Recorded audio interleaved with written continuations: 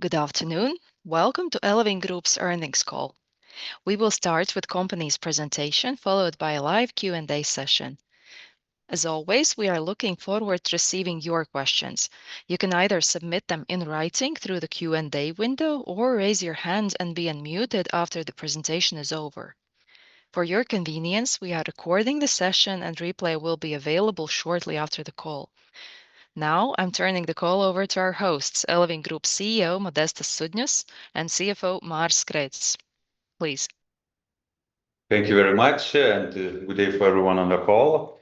So it's our pleasure today to present Eleving Group's results for the first 6 months of 2026. Before turning into presentation, a few remarks, what to expect today. So firstly, we'll deep dive in all the latest changes, all the newest products launched, new market added. Also, we'll deep dive in how our portfolio composition is changing. And obviously, we're quite excited for the results, what we have achieved in the first 6 months, because you'll definitely see that it has been a growth period for the company. And apart from that, we'll also tell what to expect in upcoming 6 months.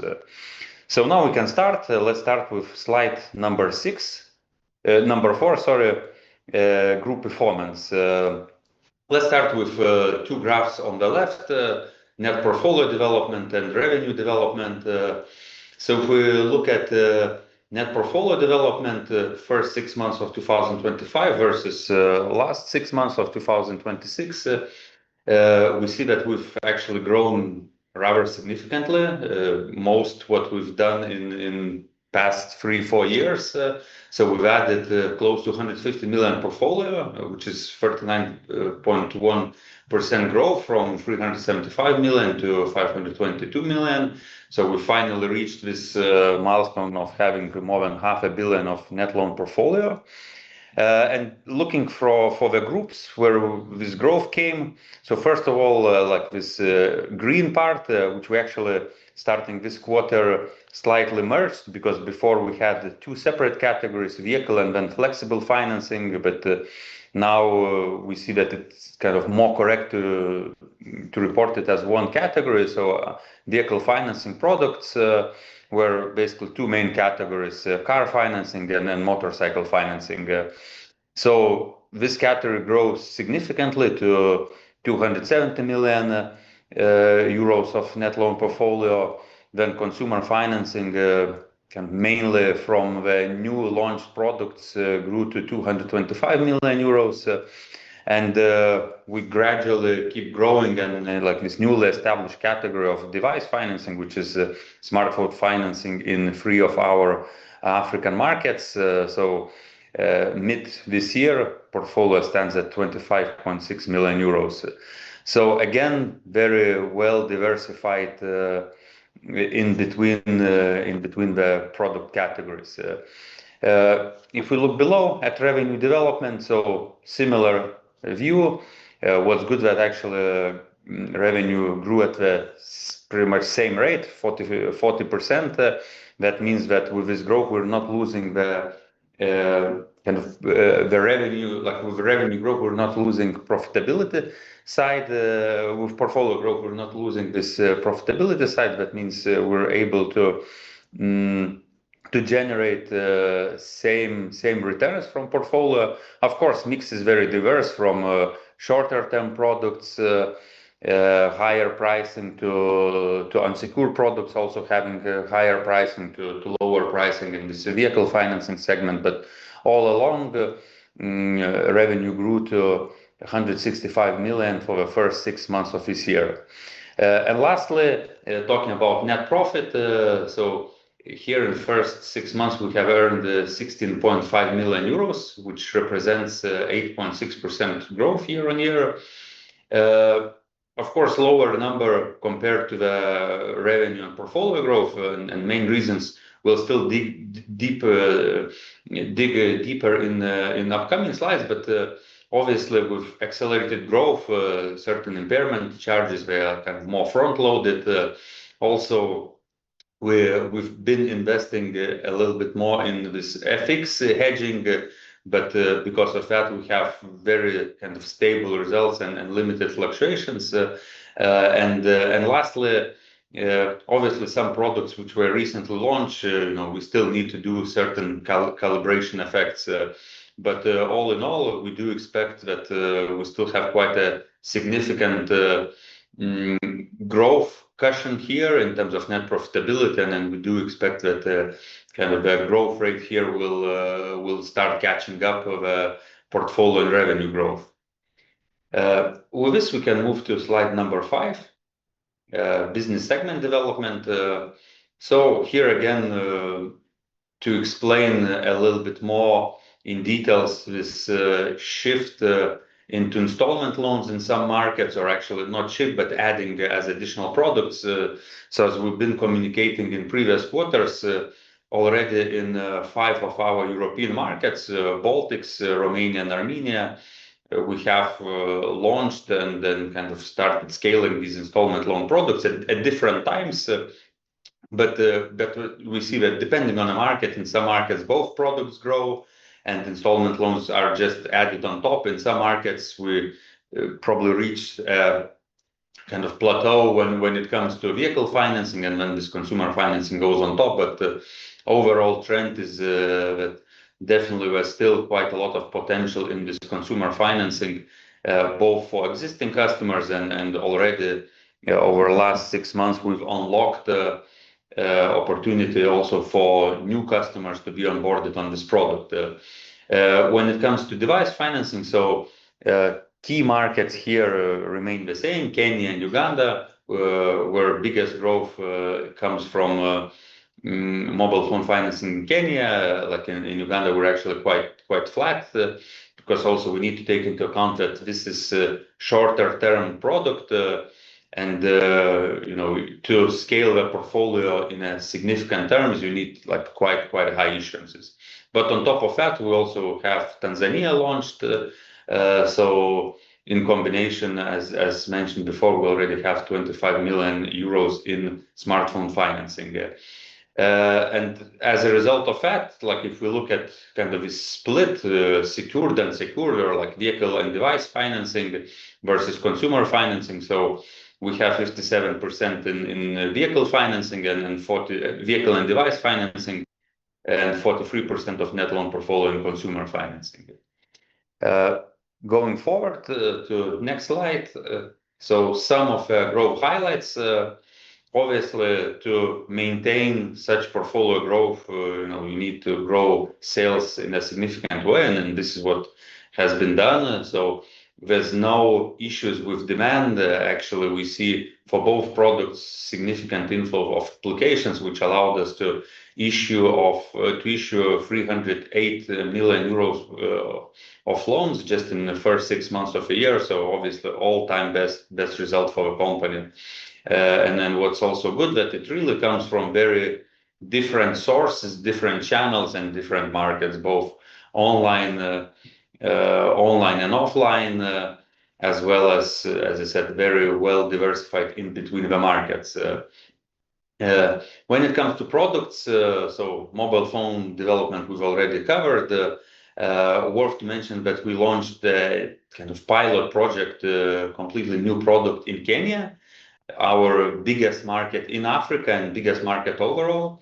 So we launched the civil service loans, which is a product very similar to what we have in Southern African countries like Namibia or Botswana, basically where we're financing civil servants, and kind of payment is deducted from their salaries. So we have a very vast network in Kenya of our own branches, so we actually don't have to invest in infrastructure to launch this product, and we believe it could be a good potential here. So we start with the biggest market, and we'll test. I think this year it's still going to be in test mode, but in the future it could be additional product for this market, which could diversify the portfolio further. On the expansion side, we recently announced that we have entered the 18th market for the group, which is South Africa market.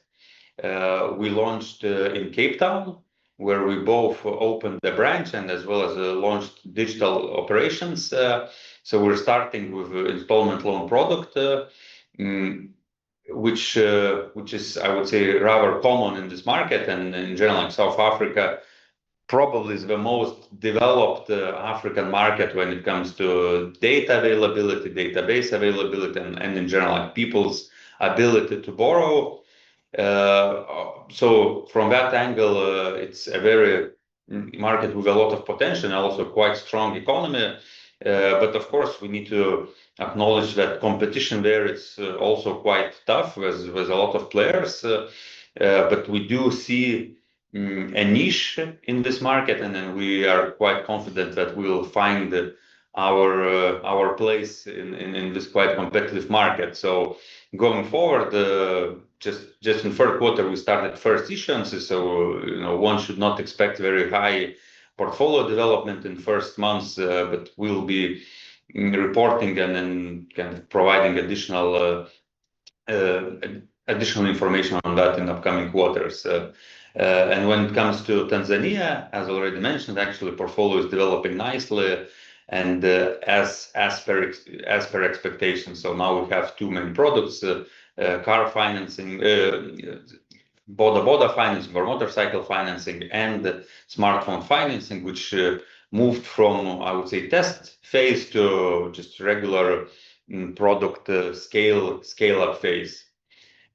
When it comes to business optimizations, so here's few important angles. So one is we continue investing in AI technologies. We do it kind of two directions. One, using our own developed tools for different sub processes, let's say, as well as third-party tools. So one is already what we have communicated is these AI agents in call centers, which we already have working in two markets, two of our pretty much biggest markets, but we're rolling out it in further in other markets. We already also have internal kind of dedicated department with head of AI function created. So slowly we do see that there's quite a few processes which can be improved, automated with the help of AI, and we'll be exploring that further. And the other fact is in general like groups admin expense development and groups optimization. So our cost to income ratio has reduced significantly to 34% from 38 what we had in 2025, and we see like really positive trend, and we do see that this trend has a potential to continue because also we've done some of the admin optimization activities in first and second quarter, and to be honest, not full effects are still seen in numbers. So I think really full effect we'll see in third and fourth quarter. So we do expect the cost to income ratio going down kind of further as well. Now let's move to the next slide, which is our global scope. So apart from adding new market in Great South Africa, nothing has changed dramatically here. We remain extremely well diversified.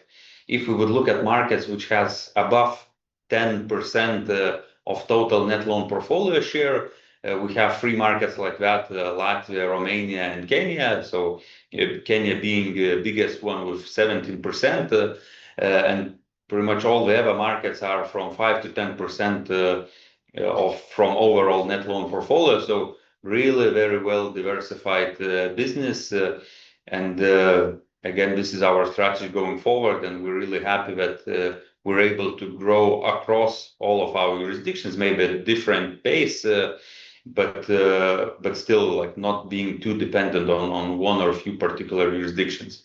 And also probably worth to mention a few other markets, like Albania is soon will reach 40 million net loan portfolio, which is like the biggest consumer finance market. And on African side, we see also good and encouraging developments. As already mentioned, Tanzania, which is in slightly less than a year already stands at 7 million euros net loan portfolio, so which is as expected, and then I think it soon will enter this faster growth stage. And also our smaller African markets are developing very nicely. So Namibia, Zambia, and Lesotho.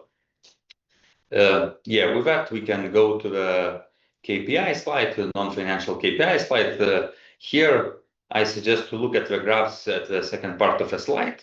So if we look at applications received on vehicle financing side, we're more or less flat over last quarters.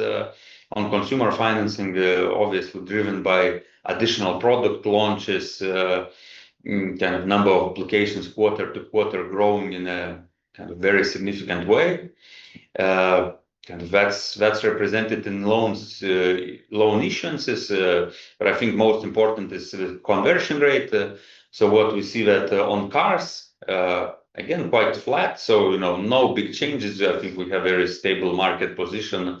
And yeah, so kind of stable around 8 to 9% every quarter.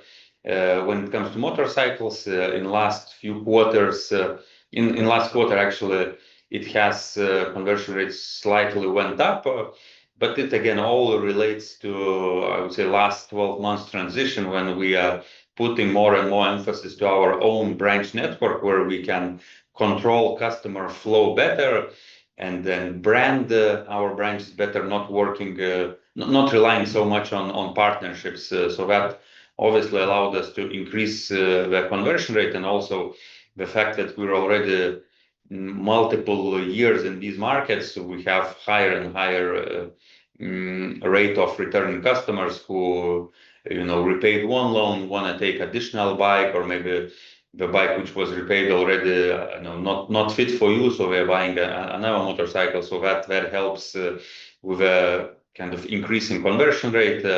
And on consumer finance, since we're unlocking multiple new channels and launching consumer financing in multiple jurisdictions, number of applications have been growing significantly, but conversion rate, we're adjusting unit economics, so it went down. Now on a blended level, it's at around 32-33%, but we do see that maybe in the future we still have place to even strengthen certain underwriting rules, and I think there could be an expectation for it to be going down even more, because we don't we don't lack demand, let's say, for our product, so we can be more and more selective.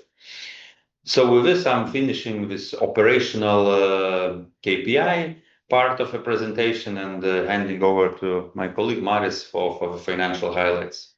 Thank you, and welcome everyone on the call from my side as well. Let's start with the financial highlights on slide 9, and namely with the upper left corner with EBITDA and adjusted EBITDA development. So for the first 6 months of this year, we managed to achieve 65.5 million euros of accounting EBITDA, which was actually 28% higher figure than it was in the same period last year. And adjusted EBITDA stood at 62.6 million euros, which was almost 40% higher figure than it was in the equal period last year. So you would notice that the main driver of the EBITDA growth must be revenue growth. Revenue growth was actually a bit higher than that, than the EBITDA, but here one of the factors would definitely be the more or less upfront cost in form of impairment expenses, which in the periods of very rapid portfolio growth, which was actually the first 6 months of this year, this takes a bit of a toll on the P&L in a form of upfront costs due to IFRS specifics. However, since we're issuing these more or less mid to long-term products, the profitability and due to stable revenue flows is expected actually to maintain or recover more in the upcoming quarters, provided the loan portfolio growth moderates. If we look at the net profit before Forex, if we start with the first one, so net profit stood at 16.5 million euros, which was close to 10% higher figure than in the equal period last year. And net profit before Forex, we're looking at 23.5 million euros, which is 12% higher figure than the same period last year. So again, here the underlying story is growth, development of the company, growing profitability. At the same time, of course, we need to take notice of the fact that the growth is lower than you can see that in the EBITDA figures. And here, the main bridging factors would essentially be corporate income tax. So as we are making more and more profits, especially in the developing markets, namely African markets, for instance, we need to take into account the fact that corporate income tax rates in African markets are actually, in many instances, 2 times higher than they are in, for instance, in Baltics or any European markets. So that is definitely going to be a factor also going forward. At the same time, also our interest expenses have increased. They have increased in absolute terms. It doesn't necessarily mean that our cost of debt has increased as well. Our cost of debt, especially if we think about euro, cost of debt has not increased or even has decreased, I would say. At the same time, we are strategically growing our non-euro funding base, and that usually comes in local currencies, and this is the higher expense funding sources than you would see that if we would borrow in euros. But of course, think about that as a more or less embedded forex expense, because we have talked about this numerous times and quarters before. One of our strategic priorities is to basically achieve a perfect asset liability matching in terms of currency perspective specifically. Then, if we look at equity development, so we have added almost 10 million euros during the first 6 months of this year to our equity. The main driver, of course, would be organic growth or profit retention. At the same time, we have made our semi-annual dividend payment in the month of June. So we have done that already for the second year in a row. The next upcoming dividend payment is expected to be somewhere around month of November this year. Simultaneously, we have continued our strategic capital allocation exercise in the format of minority share repurchase. So these activities we take once there is an opportunity to do so, and the one and only goal is basically to increase the profits attributable to the shareholders or majority shareholders, basically including all of you also on the call. So if we then move to the lower ratios on the lower part of the slide, we can look at equity to total assets ratio. So that ratio stood at 17.3%, which was 1 percentage point lower figure than it was as of the end of last year. Here, of course, the main driver is our growing portfolio. So we talked about this already for several times now during this presentation, that the portfolio has grown quite rapidly during this year. And what it means for the ratio, basically the denominator grows and total assets also grow of the company with the goal that net profits and equity would follow.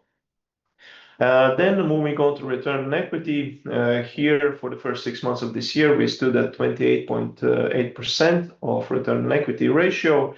So you can see that we have been basically operating within our target level of around 30% return on equity, ensuring quite a nice return to our shareholders.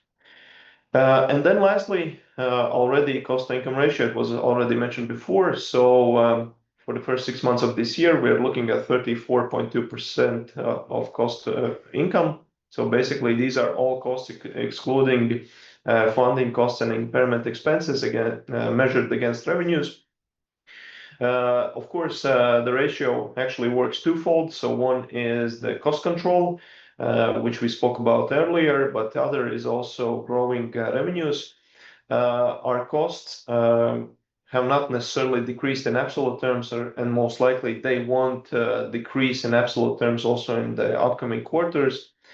However, here with this ratio, we can already see these economies of scale in practice. So that means we're adding more portfolio, which generates revenue on the same or existing cost base. So this is positive news basically for all our stakeholders, be it bondholders or shareholders. That means that there is efficiency in the business, and as we're growing and adding new investments in the form of net loan portfolio. Let's move on to the next slide, please, now. So here we look at our liability structure. So again, as before, if we start up with the upper left corner of this slide, we can see that 3/4 of our funding do come from 2 issued Eurobonds. So 90 million Eurobonds, which are maturing in year 2028, 275 million Eurobonds, which are maturing in year 2030. So we feel quite comfortable with this maturity profile, specifically from duration perspective. So we don't have this one single large debt refinance wall. But speaking on the refinance, worth to mention that, as you can see also here, and now us being in year 2026 already, it is worthwhile to potentially think about refinancing 2028 bond. As a small reminder, the bond initially was issued in a format of 50 million euros in year 2023, and it carried annual coupon rate of 13%. Subsequently, it was tapped last year. 40 million euros were issued with a yield to maturity of 10%. So what it means, think about the blended cost for this bond around 11% for on annual terms. So this is a bit higher than we are borrowing currently, let's say, or we have the chance to borrow currently in euro terms. So think about Mintos platform, where we have raised more than 50 million euros at 8.7% of blended cost of financing, and also same bond issued during last year, which carries 9.5% coupon rate. So all this indicates that there is a potential for further cost savings in a format of decreasing our funding costs if we would go into the market, say, for instance, this year. We don't have any more information on this activity other than that we're keeping an eye on it. We're discussing preliminary with the bank's potential investors, already sounding on an opportunity, how a potential bond refinance activity would look like if that would be carried out already in upcoming quarters. Basically for our bondholders, I could only say stay tuned. More information might follow in the upcoming quarters. On the Mintos side, we already mentioned stats there. And as always, we are actively raising local debt, especially in African markets. Now, already, if we look at our biggest African market, Kenya, 85% of funding stack is already financed with local sources in local currencies. So we're really happy with that development. That means in practice, we need to purchase less hedging instruments, and we can ensure a stability in our P&L through stable cost, let's say, forex cost, which is embedded in the cost of funding in this instance. Then on the lower part of the slide, you can see the development of our 3 financial covenants, which are present in both of our Eurobonds. So if we start up with the interest coverage ratio, so basically here the underlying story is stability. We're at 2.3 times for the first 6 months of this year, sufficiently above 1.25, which is minimum allowed ratio. Moving on net leverage, we are at 3.5 times as of end of June for this year. Were to say that the ratio has slightly increased due to the growing total assets base, which is in turn fueled by the growth of net loan portfolio. At the same time, there's plenty of headroom if we think about maximum allowed level of 6 times. And lastly, on the capitalization ratio, so here we are looking at 22.1% as of end of June for this year. Again, same dynamic as discussed before on the equity ratio. There's a small decrease if we compare to the end of last year figure, mainly driven by the increase in total asset base. If we move on to the next slide, please. So here's a slide on our net loan portfolio and its quality. So if we look at vehicle and device financing products, so we're looking at 5.2% of NPLs as of end of June. And in turn, if we then look at the consumer financing business segment, we're looking at 4.2% of net NPLs as of end of June in the loan portfolio. On the right-hand side, you can see the gross NPL rates development for both of these business lines, as well as net NPL developments. Maybe worth to mention here that on the gross NPL development, there might be occasional upticks as we especially deploy net loan portfolio in the new products, as it is in the case of device financing, for instance. But here I would like to draw your attention to the stability in the net NPL rates. Basically, what it means, there's any kind of volatility in the gross NPLs is basically amortized through provisions. We're making sufficient provisions for our gross NPLs. That is further evidenced by the impairment coverage ratio, which remains high. So we're looking at 101.2% coverage for vehicle and device financing and more than 135% coverage on our consumer financing business lines. If we continue at the next slide, please. So here's a bit of a details on our share performance. Basically, our share price has been trading around the same IPO price, which was 1.7 euros per share. Here you can see the closing share prices as of end of July in the both stock exchanges where the share is trading, so Nasdaq Baltics as well as Frankfurt Stock Exchange. The company's market capitalization stood at close to 200 million euros, with quite an attractive from shareholders or investors' perspective PE ratio of 6.5 times. Looking at this ratio, you can definitely make a conclusion that the share is not overbought, so it is actually quite attractively valued on a relative basis compared to other PE ratios available in the market. And speaking on the attractiveness of the share, I think it's worth to also mention the analysts that are covering our stock.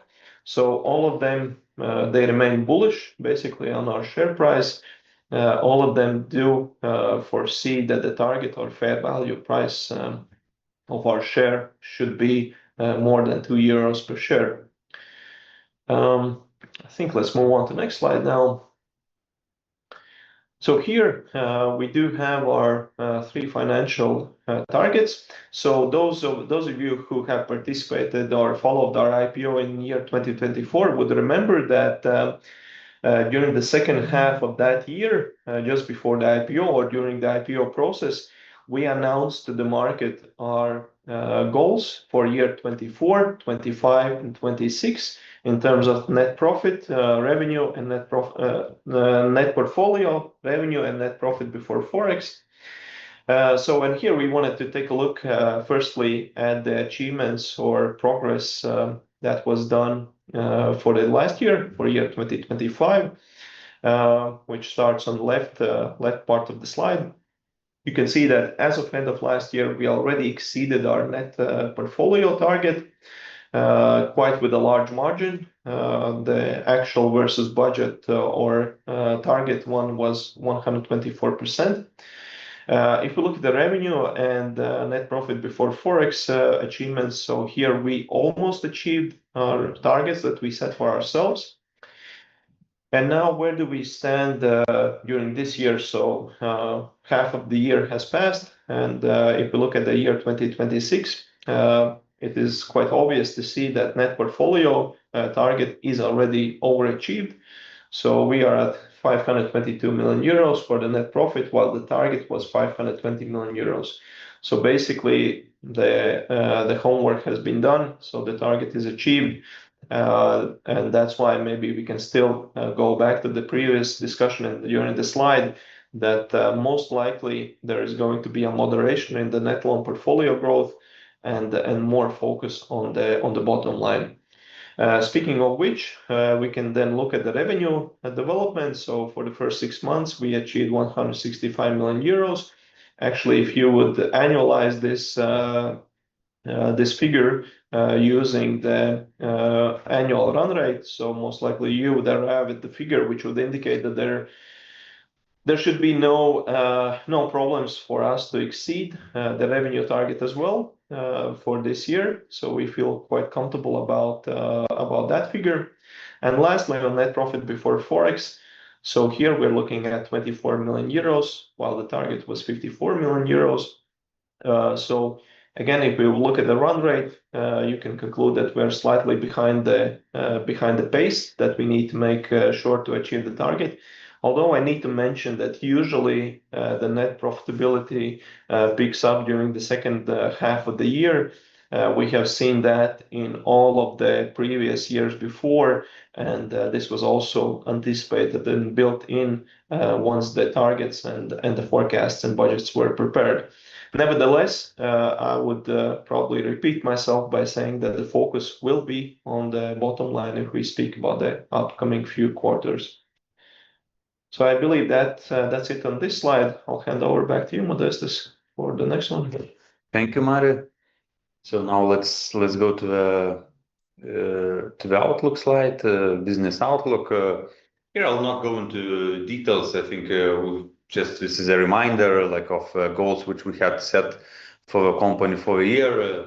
To be honest, on products and markets, and actually even across the board, like we've have very good progress and achieved kind of majority of those already now.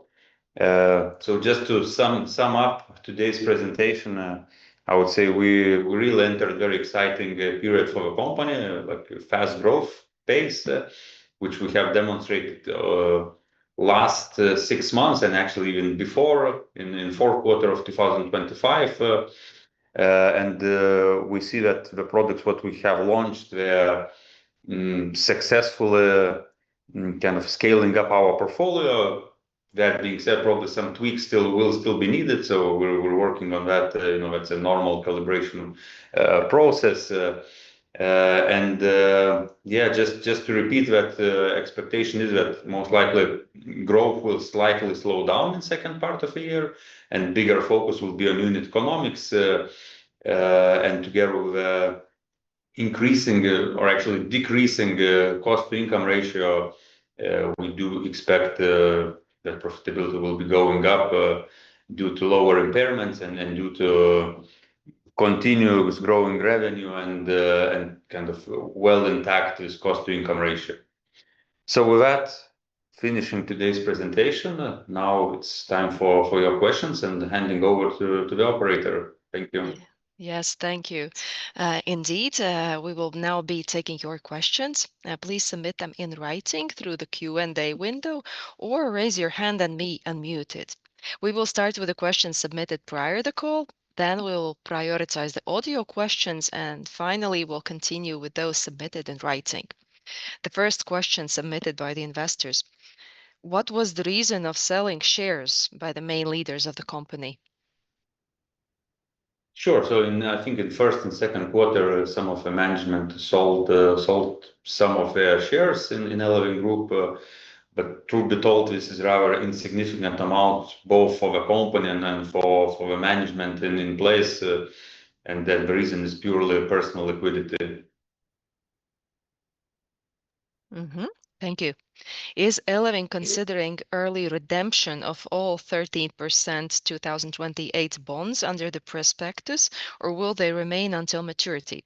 Is there anything you'd like to add in addition to what was said prior? Pretty much, I would say nothing to add to what was said prior, so I can just repeat maybe for someone who just joined the presentation for a Q&A. So yes, as the question rightfully quotes also prospectors, there is going to be an opportunity to possibly refinance the 2028 bond. It does make sense from the also economic perspective because the bond was a bit on the expensive side. Then most likely it is the euro capital would be available for the company if we would tap into the market right now. So it's a viable question, viable topic, and we are actually keep an eye on it and discussing with the stakeholders in the background. And there is a potential that there might be a transaction in the upcoming quarters of this year. Mhm. Why is net profit not ahead with revenue growth? What measures will you implement to improve the net profit? Mhm. Yeah, so I think these dynamics were kind of also explained in the slides before. So first of all, that's the impairment expense, the portfolio quality. We spoke about the net loan portfolio moderation of growth, also focus on the unit economics of the products. So these should drive down the impairment expense, at least on a relative basis versus revenue or versus gross portfolio. And then also, let's say, if we would also tap into the capital markets, probably there is also some saving realized, mostly also outside of this transaction. But nevertheless, the company remains focused on the efficiencies of scale that is evidenced by the cost-income ratio, which is also expected to actually remain at this level or even decrease in the upcoming several quarters. So all these activities taken together should bridge the growth gap if you look at the net portfolio growth versus revenue growth. Our next question, will you prioritize reaching your goal of 25% capitalization ratio? What strategy do you have in tighter global credit scenario? Yeah, so first of all, addressing 25% capitalization goal. So you can also see here in the slide on slide 14 in capital management. So 25% is basically maybe worth to mention. It's not something that's set in stone. You can also see it's approximate target. So think about the goalpost more or less. But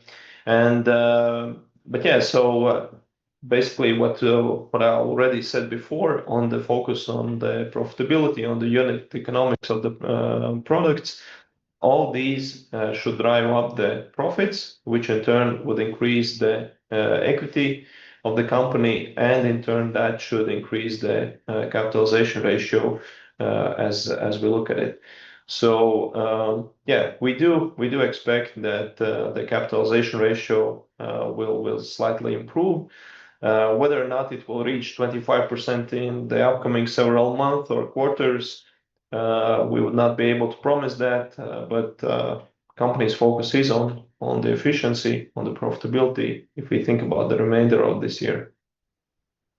What is the reason for such a rapid growth in reserves?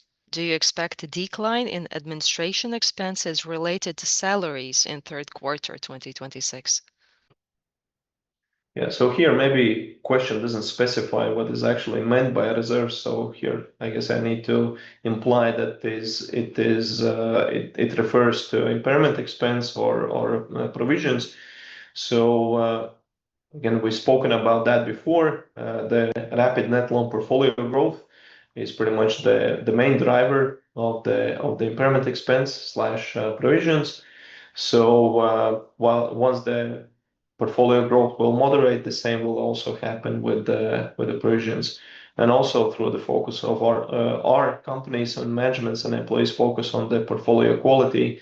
The provisions are also expected to decrease, at least on a relative basis, if we think about revenue and gross portfolio.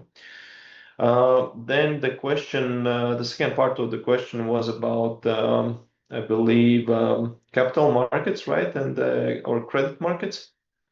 The administration Okay. expenses, salaries, yeah. Okay, so administration expense salaries. So maybe in the upcoming several months and quarters, we would not signal that there's going to be a decrease in the admin expenses. The company is still growing. The company is still developing.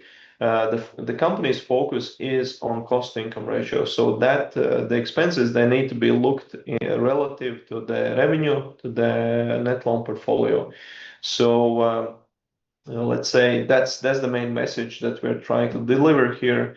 In absolute terms, you might see actually the same expenses or even increasing slightly, but on relative terms, you'll see a nice improvement, especially in cost income ratio. Thank you. Now we will be gladly taking your audio questions. So if you would like to join the discussion, please raise your hand so we'll get you unmuted.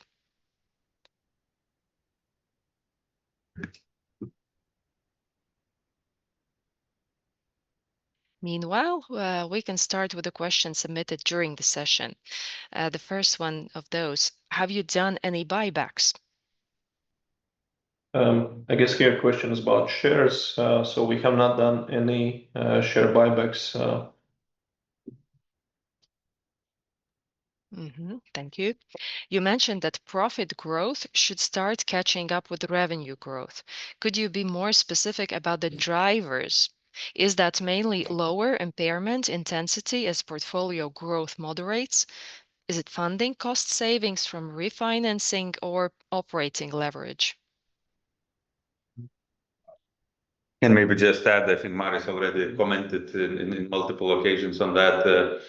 But all of the above, and again, I think what's important to understand that once you add a lot of new portfolio, you need to book upfront impairment costs for that. So kind of impairment costs have to grow at a faster pace to once the kind of portfolio grows in a significant way. So this is kind of not unexpected, but obviously what we mentioned that the second part of the year, like we are not launching so many new initiatives as we've done in previous 12 months. So portfolio growth will slightly go down. And also since we're issuing, as we've mentioned, this mid long term portfolio, so the portfolio which was already provisioned, we do not expect significant new provisions for that part. So, but of course, all the other actions are in place as well. hmm How do you see the effective tax rate and Forex developing, given both moved against you in the first half of the year? Yeah, on the effective tax rate, I would say this is not a surprise. I touched upon this already before. So as we make more and more profits, especially in African markets, effective tax rate will be higher, also going forward. On the Forex development, I think we would not be in a position to speculate about any kind of currency movements. Other than that, that we can say that we remain very much focused in having a stable Forex expense to the extent possible, mainly by borrowing locally in local currency. So basically, we have then perfect asset liability currency match. And where it's not possible to borrow locally, we are proactively purchasing different derivatives. Again, to the extent possible, because in some markets these are also just not possible to obtain or not economically justified to purchase. But other than that, all the actions are in a place for us to have stability in Forex, and yeah, that's the focus of ourselves. Thank you. About the main drivers of the capitalization recovering towards 25%, I believe you've covered that already. And the follow-up question is, how are you thinking about the pace of loan growth until the target is reached? I think this the loan growth again a few times we're mentioning this already. We do expect the company still to grow because we're say we have added 2 new markets, we are issuing more and more, but loans and new products. At the same time, we do expect a bit of a moderation in the growth rates. So probably they won't be as high as they were in the first few quarters of this year, or even the last quarter of year 25.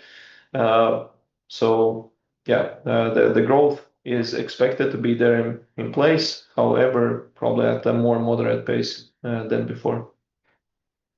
How should we interpret the run rate impairment expense and operating expense level? Cumulatively, they seem to offset most of the strong developments on the net interest income side. Should we expect some moderation in impairment costs in second half? I think again we've covered this already. Mm-hmm. All right. If there are any follow-up questions, please submit them through the chat then. Our next question. Operating expenses over the quarters seem to have stabilized. Is the current run rate level good proxy for the second half? Or should we expect further investments into staff, IT, marketing, which will lift the figure?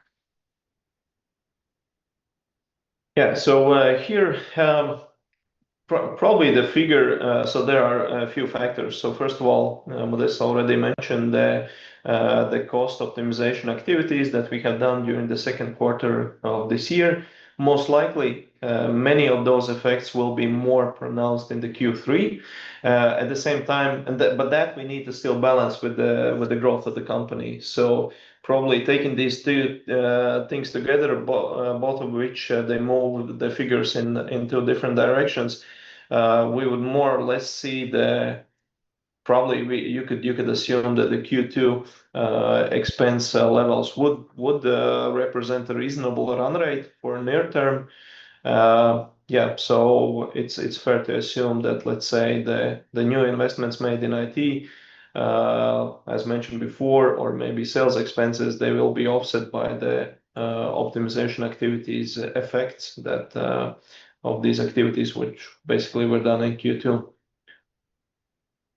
You've mentioned that the aim is to keep leverage below four times level, 4x level. Now you're very close to this threshold. What's your view and target on the leverage development in the second half of the year? Yeah, so here the net leverage ratio, basically the ultimate threshold would be 6 times. So this is the financial covenant in both of our Eurobonds. So we at 3.9, standing at 3.9 as of end of June. So there's a plenty of headroom. So abundance of headroom compared to that figure.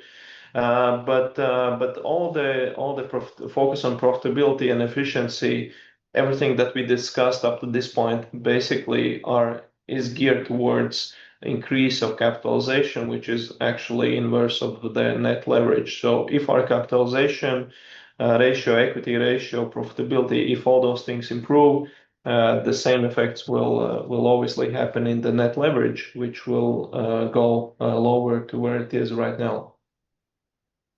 Thank you. Could you give some color on the device financing business? In other words, APRs, average loan amounts, average duration, borrower profile, etc.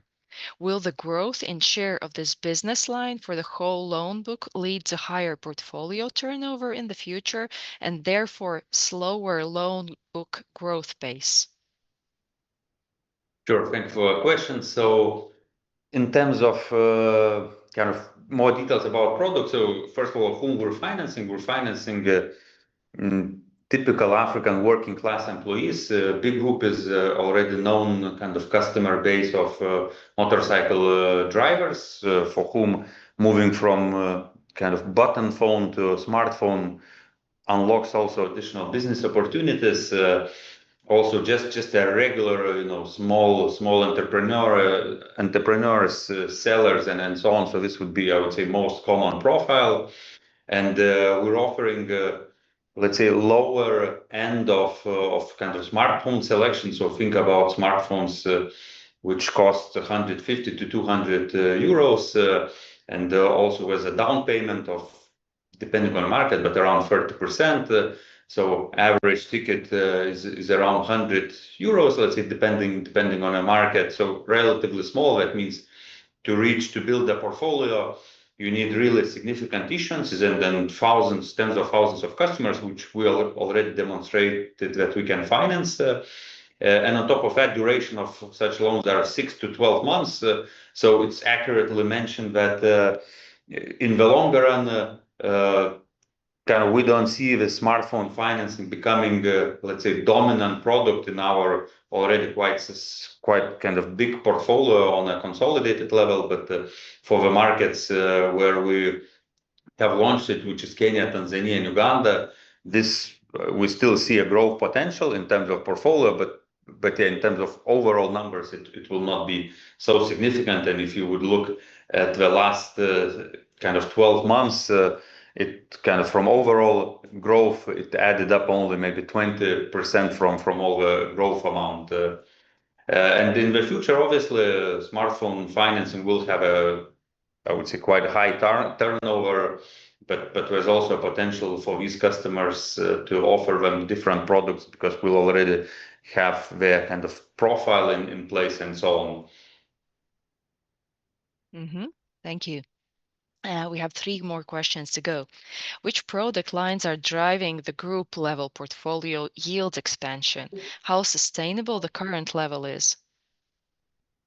So the group yield, let's say, growth is driven mainly by shorter term products. So one already mentioned the smartphone financing and also unsecured products, so consumer loans in particular markets launched. But truth be told, this yield has grown slightly over past few quarters, but overall we've managed to maintain, let's say, stable and then quite high levels for multiple quarters. So we do believe that this is sustainable and kind of depending on a product mix, we do see it kind of staying at around similar levels going forward as well. Can you break down the impairment increase by vintage, product mix, geography? Yeah, all right. I'll answer this one. So the question is asking for quite a bit of the details, actually way more details than we could be or we should be providing. But I can maybe here at least to provide some color on the question. I could say that most likely think about actually this comment or answer to this question goes quite well with the yield question. So the highest yielding products are in our portfolio are most likely also the ones that are driving the impairment expense the most. So think about device financing, unsecured financing, and also new market entries, loans issued in new markets. So we're entering greenfield, so we need to still learn, fully grasp the underwriting in those markets. So basically, these are the main drivers, I would say, if you think about the impairment increase. So yeah, I think that's as much as we can possibly provide an answer to this question. Thank you. And we have the final one. What is realistic through cycle cost of risk for the current portfolio mix, if you can comment on that?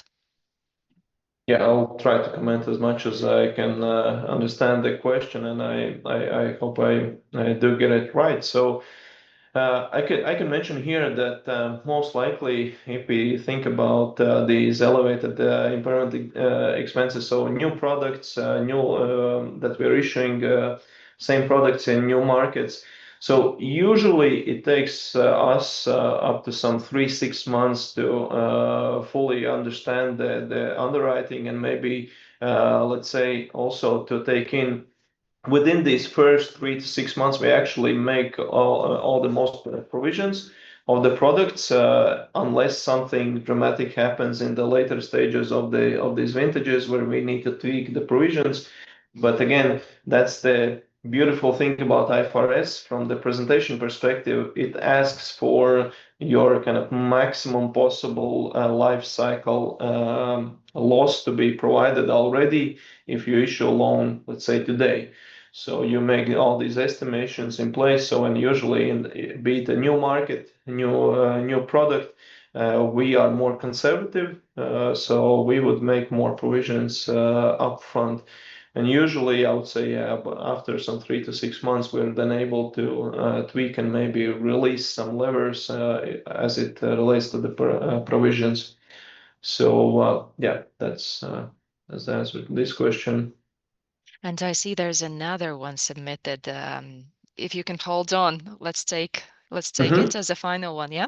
Could you give a Mm-hmm. ballpark figure on how big part of the impairments or growth in impairments was driven solely by underwriting in new markets? I think here, like the amount is still not very big because from new Right. markets we should treat as like really new market is it's Tanzania. So I don't know the ballpark figure, but it would be insignificant amount because the portfolio is still relatively insignificant. So as a proportion to portfolio, probably it's quite high number, but or to revenue, but overall it's not significant.